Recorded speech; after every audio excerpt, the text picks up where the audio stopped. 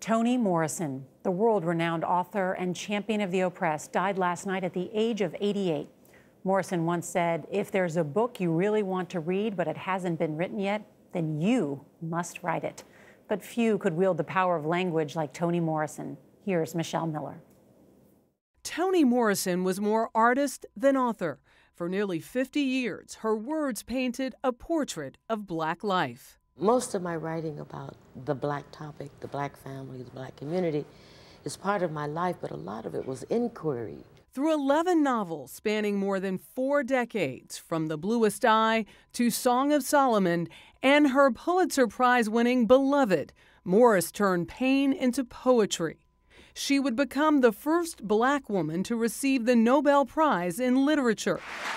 In 2012, Barack Obama awarded her the Presidential Medal of Freedom. Toni Morrison's prose brings us that kind of moral and emotional intensity that few writers ever attempt. A long journey from Lorain, Ohio, the daughter of a welder and a domestic worker. Born Chloe Wofford, she would go by Toni while attending Howard University.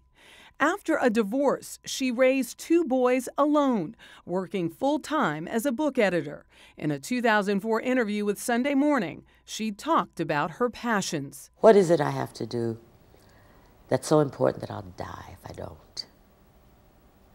And there were 2 things. And the first one was mother my children. And the second one was write.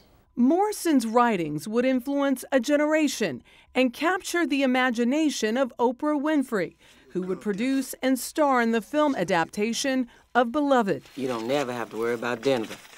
She a charmed child. About the agony of a mother who has to choose between the life of her daughter or a return to slavery. She reaches into the depths of pain and shows us through pain all the myriad ways we can come to love. For Morrison, her mission was to empower. I didn't want to speak for Black people. I wanted to speak to and to be among. It's us. A legacy left in her pages. Michelle Miller, CBS News, New York. When Morrison accepted her Nobel Prize, she said that the language we use may be the measure of our lives. And in her case, what a life it was. She was beloved.